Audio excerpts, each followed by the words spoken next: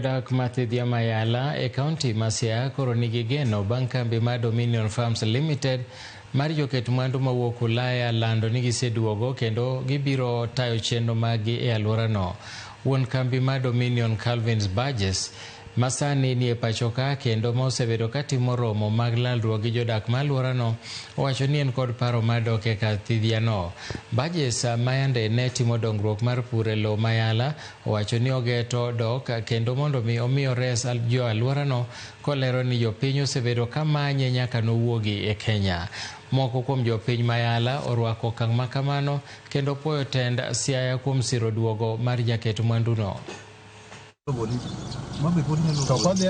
It has been stated clearly by the land commissioner and by the governor that they have no right to it and they will get off, and then the land commissioner will give the whole thing to the community under the Community Land Act.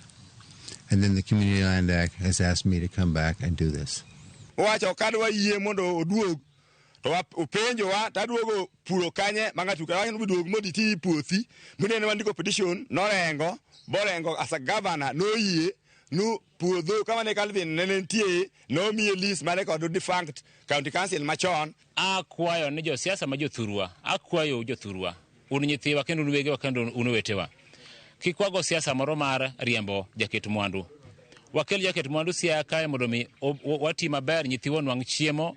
moindewa onwa kwene matime ohala mondo Siaya county bon wang'e sur kuo kuom ofukewa. Nyocha wan county ma wan gima ne watimo ne wan consumers gimoro amora mane ne wanyalo golo mabe wausi county moro onge, lakini kaluwore kod effort mar governor wan kod siriwo rice mill to kendo duogo mar Calvin en pak maduong' kabisa nikech wan sure no wadhi bedo kod kambi mar niang' to mchele bende dhi medre.